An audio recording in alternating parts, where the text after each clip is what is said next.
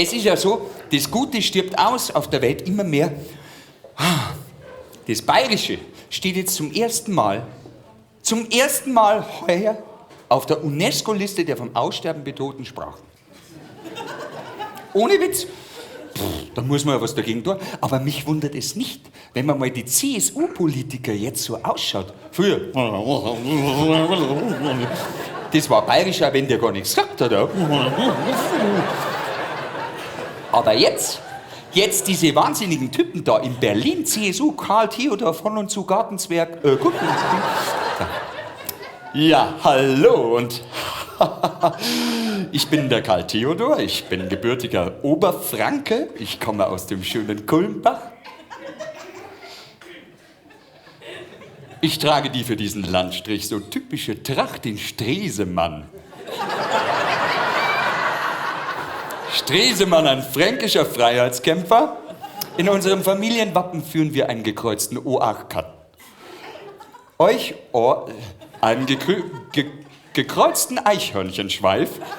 Holladi und Sakradi.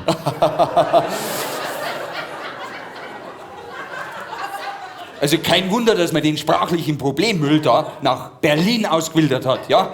Von CSU-Seiten. Jetzt sind sie los, mit Stresemann. Jetzt kann er Bundestagskellner machen, wenn er mag noch. Aber dann gibt's wieder Bayerisch, um das ist es nicht schade, muss ich sagen. Hubert Aiwanger, Chef von den Freien Wählern Bayern. Hubert Aiwanger.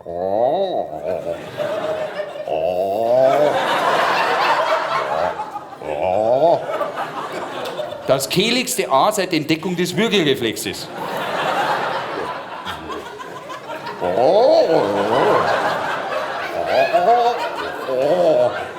Hey, da hast du das Gefühl, das ist kein gebürtiger Niederbayern, sondern ein sprachlicher Direktimport aus dem Neandertal.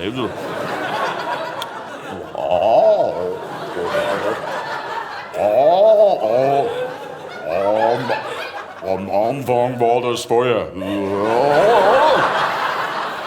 Also, um den ist wieder nicht schade, würde ich sagen. Wenn das ausstirbt, das kann ich verkraften. Aber es stirbt ja so viel, es ist viel in Gefahr, sagen wir so. Das Deutsche wiederum ist ja vom Englischen so bedroht. Das ist ja Wahnsinn, wir kennen ja gar kein Deutsch mehr. Jeder Bademeister heißt ja hierzulande Baywatcher. Jeder Hausmeister Facility Manager. Jeder Kanalarbeiter Channel Hopper.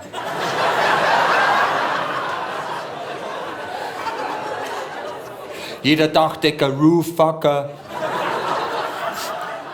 Das geht so weit, dass der Yeti aus dem Bundestag, der Wolfgang Thiersee, dass der mal die Deutschen dazu aufgerufen hat, einen Tag lang auf Anglizismen zu verzichten. Ja, das machst du mal.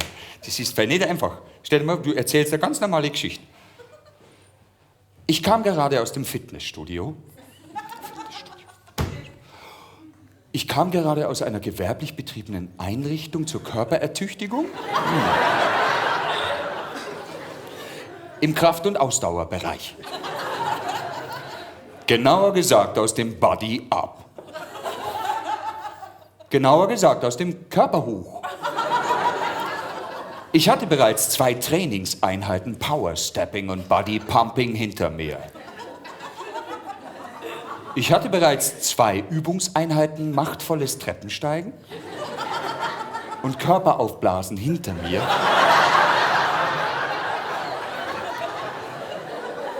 Und wollte gerade noch auf der After-Work-Party im Pussy Club einen Swimmingpool zu mir nehmen.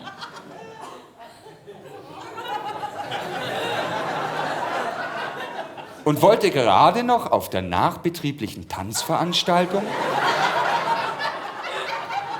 im Kätzchenverein ein Schwimmbecken zu mir nehmen. Im Pussy Club war nämlich heute Ladies Night mit Cocktails for free. Im Kätzchenverein war nämlich heute Damennacht mit Hahnenschwänzen zum Freilegen.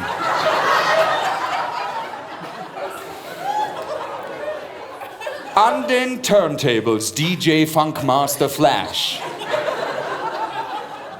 An den Drehtischchen DJ Funkenmeister Blitzlicht.